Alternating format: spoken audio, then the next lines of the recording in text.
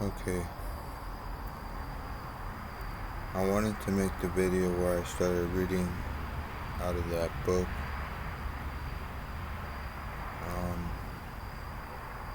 what was it? Be calm and trust God.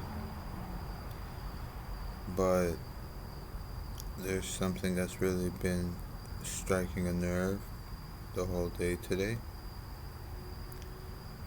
And that something has to do with,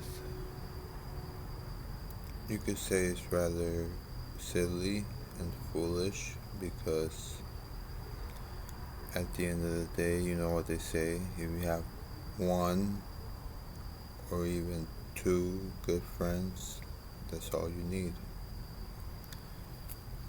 Well, what hurts is that I thought I had one or two good friends. This one was being one of them. But I've realized that with the more time that goes by and goes on, that this individual, to me, it seems like they have particular problems in their lives and they are reflecting. And I will go into full detail because if I do not, then what is the point of me saying this?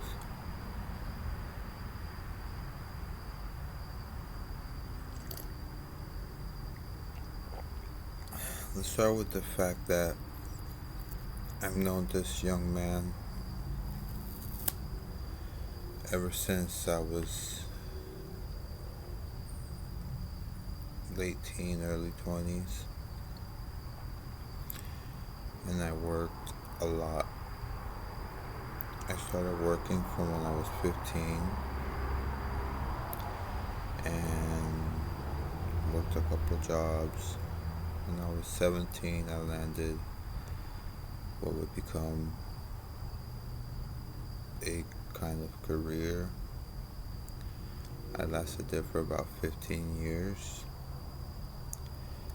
And during that time, I worked there full time. And then after a while of working there and getting the hang of it, a situation happened in my life where I actually needed more money because, things were going rough at home. So I was going to have to move out. So I had gotten a second job, another full-time job. So I was working two full-time jobs. And I think the second full-time job was when I met this young man. And of course, he was, you know, we were all young, so for the most part, we were all nice, we were all kind.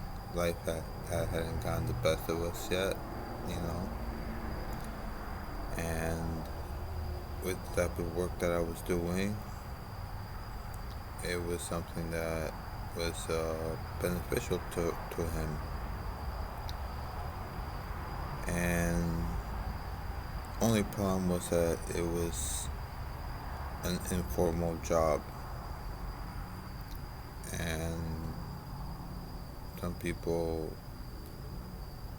they don't understand that an informal job is just as hard, if not harder, than a formal job, because for the most part you have to be the one that's in charge. You have to be the chief of the whole operation, and in order to make it run smoothly, you have to you have to have a sharp mind. But so I did this while I was working at that job, which I considered a career, which was a pretty simple job. I was a receptionist at an eye doctor's office, an optometrist. We also sold frames, so it was not just eye exams, it was also a retail store. Um, and I learned a lot about running your own business, which is something that is a rarity here in the States now. Everything from how to incorporate a business, how to pay taxes properly based on what kind of occupation you do. Um, Also, based on what kind of occupation you do, what kind of training you have to give your employees in regarding to worker safety. Um, I did not do payroll. Eventually, I started doing more responsibilities than just receptionist. I started doing medical claims. I started doing things that had to do with eyeglasses, such as what an optician would do. You know, measure pupillary distances, measure where, if you get a pair of bifocals, where the line would be so that when you wear the glasses in the spot that you wear them, you're able to see properly and you won't see a line and it's, separated correctly. I was able to measure people for when they were getting progressive lenses. Um, Obviously, I learned sales at that time too, how to include on top of the other things that I had to do, which were um, basically a lot of insurance, because in this country there is no universal health care. So you have to have a dedicated worker that is works solely on health insurance. And when I mean health insurance, I mean they have to, number one, as you make an appointment, you have to ask patients what insurance they have, or what insurances they have. You have to verify that they are eligible for the services for which they are coming in for, and then you have to get all this stuff ready for them. Things have changed now because a lot of it is in the cloud. This was back in the year 2000 when I was 17 when I started working this job. Um, to digress a little bit, about 4 years earlier than that, I was diagnosed with what they used to call bipolar disorder. Manic depression. Now they call it bipolar disorder. That's typical within psychology. Every about 5 or so years, they change terminology sometimes. So I did self-medicate, which led to a path which eventually got me into a bad place. But before that, I was working, and then those two full-time jobs became pretty much like two part-time, two, well, almost pretty much full-time, 30 hours, and then a part-time, and then the other one was also pretty much full-time, you know, 6 times 6, 36, yeah. So two full-times and a part-time. I started doing, I started being a helper for people who do what's called direct store delivery. They're known as vendors. They take products of which they are, they buy a certain territory of a manufacturer that makes food services, some type of food item. They'll buy a territory. Not all foods are like that though. Some of them are different, like Coca-Cola, Pepsi. They'll have a truck driver that brings the delivery. They'll have someone on the floor that does the ordering, and then they have someone else on the floor that does the stocking. So they have a team that works, and they all get paid. Not really a percentage of sales. They just get paid hourly. But I was working direct store delivery for a company. One of the first company was called George Weston, which was eventually bought out by a Mexican company, which is the second largest food company in the world behind Nestle. It's called Bimbo Bakery. Then I also started working for another company that's big in Southeast America called Flowers Bakery. Haven't expanded much besides the Southeast. Um, George Weston was national. They're known in the East as Arnold Bread, and in the West they're known as Brownberry. And then they also have a line of breakfast items called Thomas. That is a national brand. Another DSD company that I worked for is it's a subsidiary of Campbell Soup, and is known as Goldfish. They make snacks, which is their bread and butter, but then they also do bread. So I worked with them as well. So for a long time, for a while I worked 3 jobs, eventually got down to about 1 or 2. I worked, for about a good 20 or so years of my life. My life was just all about work, which is not an excuse for to not work now. Like I said, I ended up self-medicating. That caused me to lose the job with the eye doctor, and I ended up just working with direct store delivery, and then I quit that other job that I was doing, which was a black market job that I was doing.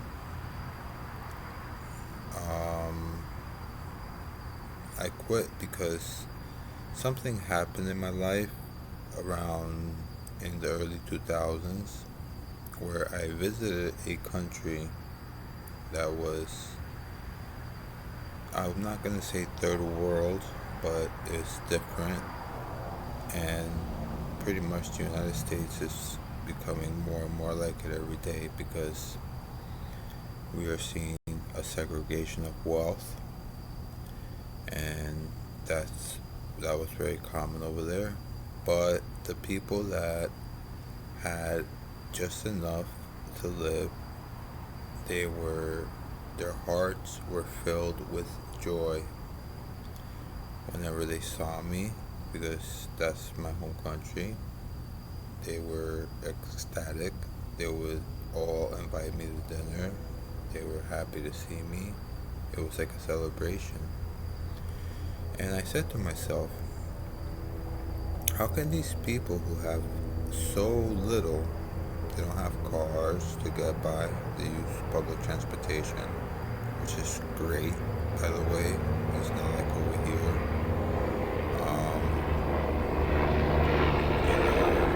If you're a doctor, you're only making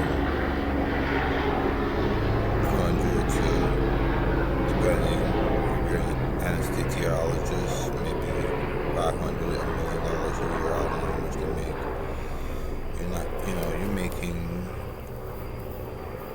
just enough to live in a decent house, and you could have a car. Obviously, like in Europe, they sell gasoline by the liter, and when I saw these people's spirits, I came back home after the holiday, and I was doing one of my jobs, which included, it was a delivery service. So I remember I had a lot of nice things. It was in 2003. I had a 3-year-old Lexus vehicle, a sedan. I had a motorcycle. You know, I just I had like $5,000 put away for a rainy day, and I was sitting underneath the underpass of Interstate I-95 on Sheridan Street, waiting for the light to change so I could start heading westbound. And as I was sitting in the Lexus, it was just a Toyota. They call it Lexus here in the States, but it's a Toyota. And I heard this song come on. It was a song, and to be specific, it was a Bob Marley song. And as I heard that song, I started crying. I questioned my life at that moment. I said to myself, why do I do all of this work? I know you reap what you sow, but what am I reaping? All I'm doing is just making money. I really didn't have many real friends. I did have friends, but a lot of times, when you have to be professional, you have to put your professional face, and that was that. So at that moment, I decided I wanted to quit. I started visiting my home country a lot again, and I started realizing that life is there's a lot more to it than what we can understand and perceive. Now, changing, going all the way now to the future. If you are an avid YouTube viewer, you may have heard of a channel called Second Thought. Second Thought makes it very clear that there are two kinds of individuals that live in this country. There is the capitalist, that's the one that provides everything, including, things that need to be had to make money. And all of the people that work for them, they're just the workers. They're making money to feed themselves, but what they really are doing is they're making the capitalists more capital. So, and in this country also has a thing where we have it's a big toy store. We have a lot of new toys that come out every year, every month. People want to get the new this and the new that. They feel like perhaps that may have bring some meaning to their lives, which, if it does to you, more power to you. Everybody's got the right to their own opinion. But I started realizing that what where my heart was in my family, because, like the word says, tell me where your treasure, where my treasure was. I'm sorry. Tell me where your treasure is, and I'll tell you where your heart is also. And then going back to reflection, this individual who I considered not just a friend but like a brother, I know his family, he from a well upbringing. I don't know if he has some type of maybe something has been causing him affliction. I don't know if it's something to do with where he stands at, and I don't want to say the patriarchy, because the patriarchy is the father, but he is a sibling among boys, and let's just say that, like I was saying, there are two types of people. There's the capitalist And then there are the people that you could say run the rat race. They just work to make more money or to make capital for the capitalists. That's their sole purpose. And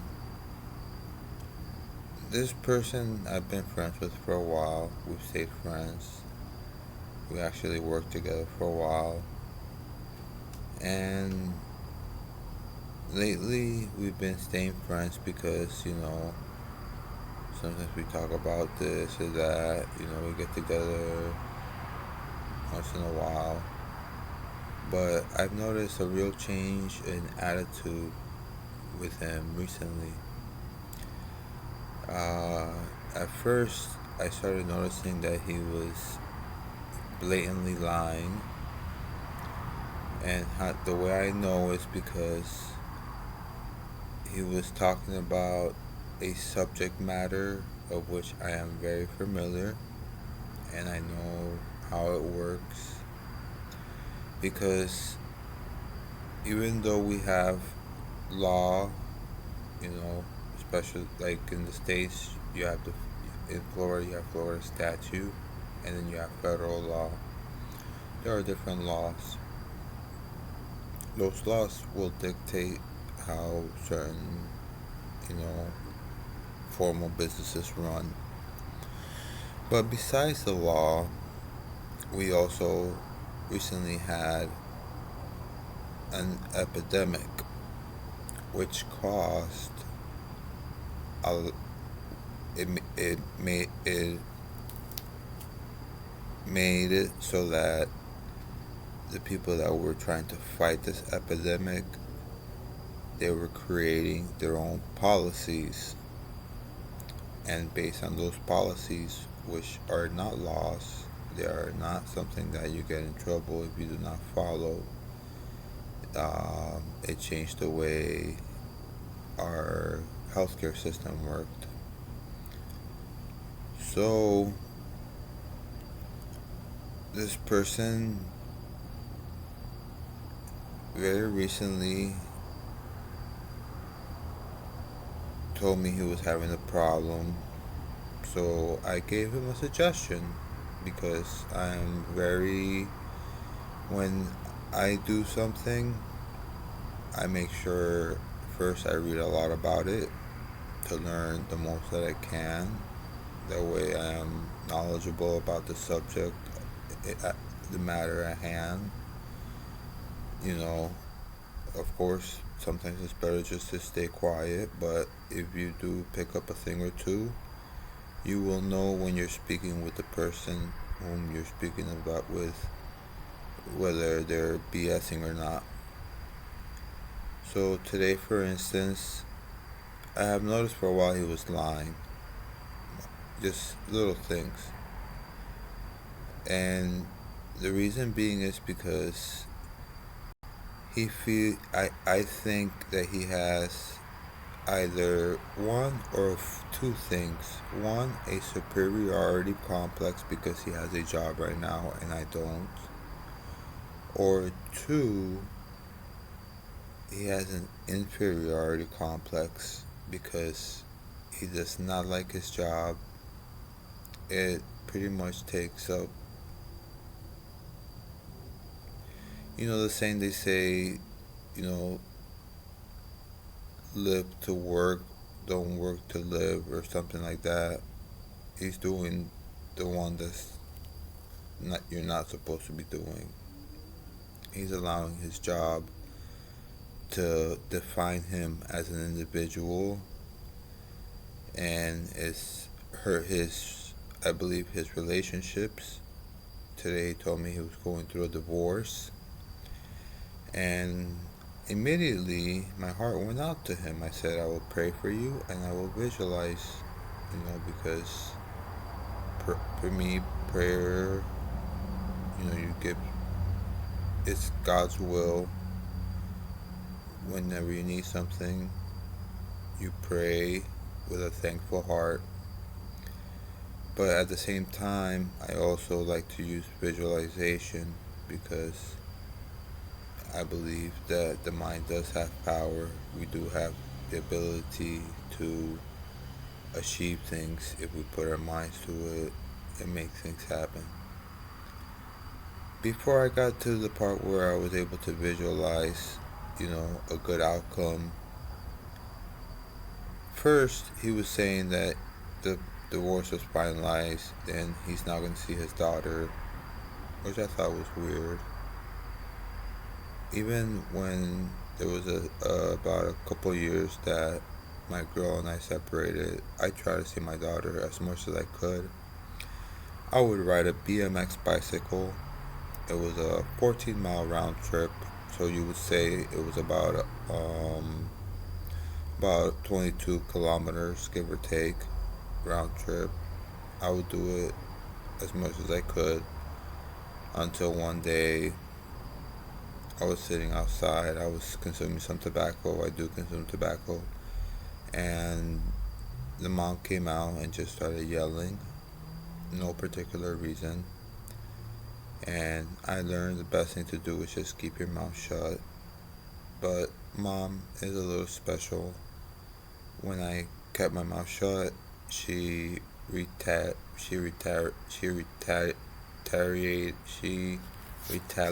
with, "Oh, so that's all you can do is just shut up and say nothing." Which, but, so the fact that he said that comment about his family and then how he has been treating me, I see that I feel as if he has some anger issues. I don't know exactly what is causing it. I'm sure, I hope he does, because one of the most important things about life is knowing yourself. Because if you don't truly know yourself, you're kind of like a wandering soul. You take a step, but you're not sure why you took that step, if that makes sense. The lie I caught him in, which I knew he had been lying, was he said he was having a problem with his pharmacy. Now, like I said, I was diagnosed from young.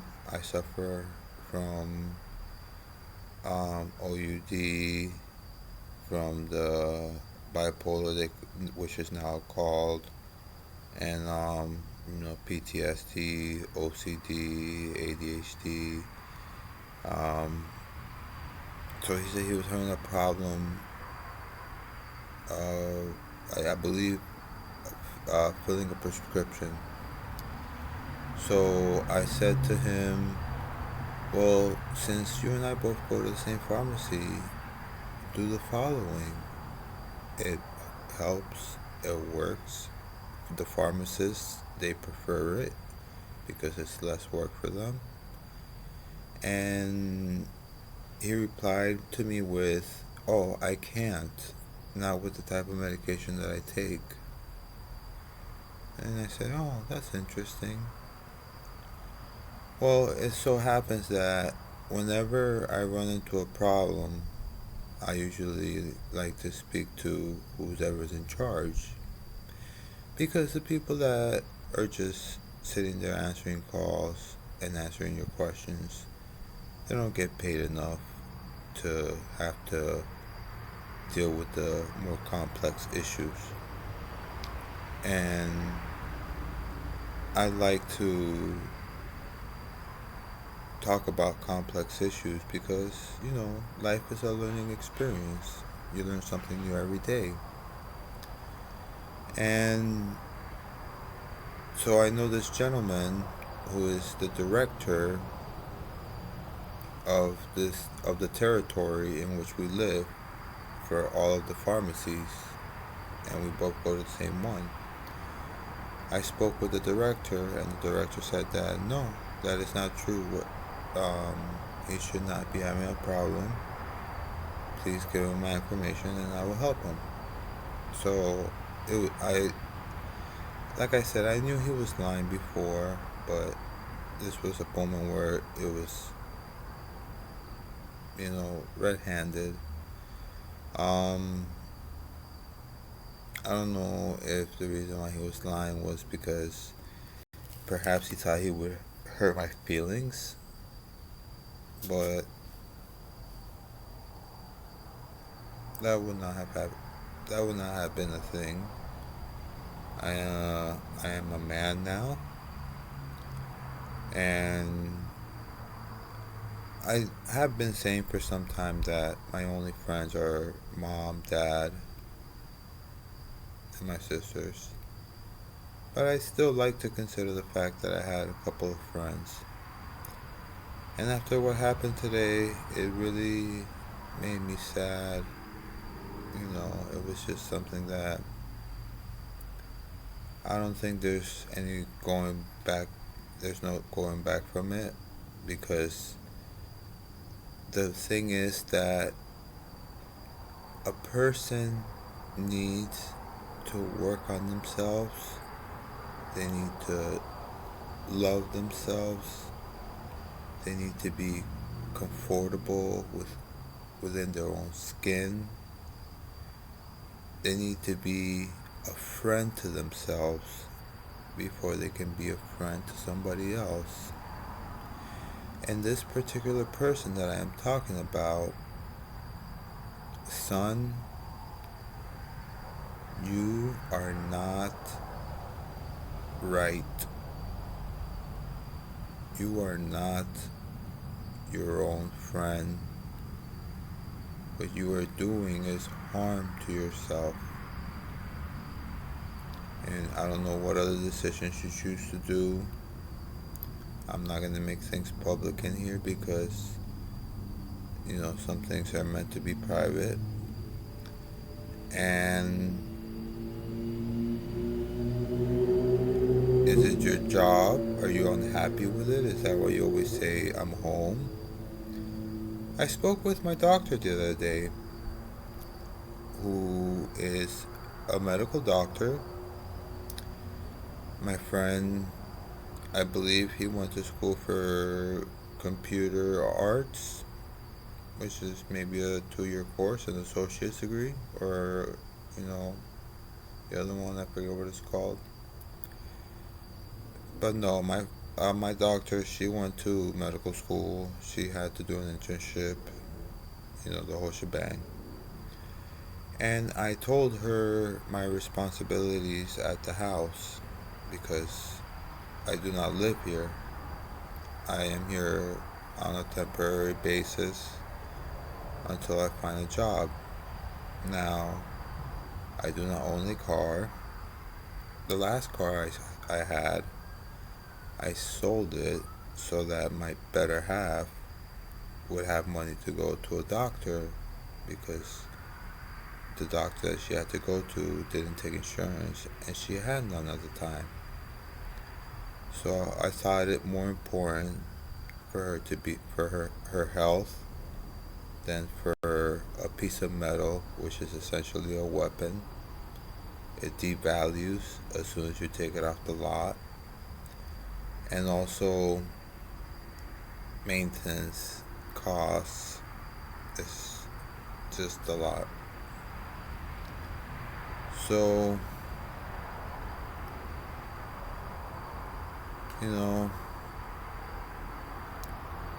I will say this. The person who I thought was a friend is someone that when you see, you may be impressed. He's a very handsome young man. He drives a Tesla, and he dresses well. He's well spoken. He's Cuban American, speaks perfect English. He's not Cuban, and you would think at first glance, hey, he's doing okay. But once you get to know a little bit more of him, you start seeing that there are issues that he is not properly dealing with. And I believe he's reflecting them maybe onto me, or he's just dealing with them in an unhealthy way. And, well, we cannot tell people what to do. We can make suggestions. But when people feel like well, I'll say it this way. When their ego has reached a certain level, they may feel like they do not need to heed advice, that they are aware of what they are doing, and that what they are doing is correct. So I'm not even gonna give advice, because I believe this young man has reached a point where his ego is stronger than his soul. And I've been saying this as constructive as possible. Francisco, tú conoces tu hijo, tú sabes quién es, tú me reconoces. Y te estoy diciendo esto para que, si de alguna manera tú lo ves, tengas un poquito de... Bueno, ya me imagino que tú tienes algo de idea, porque él me comentó que tuvo que regresar a tu hogar. Pues que la paz esté con ustedes.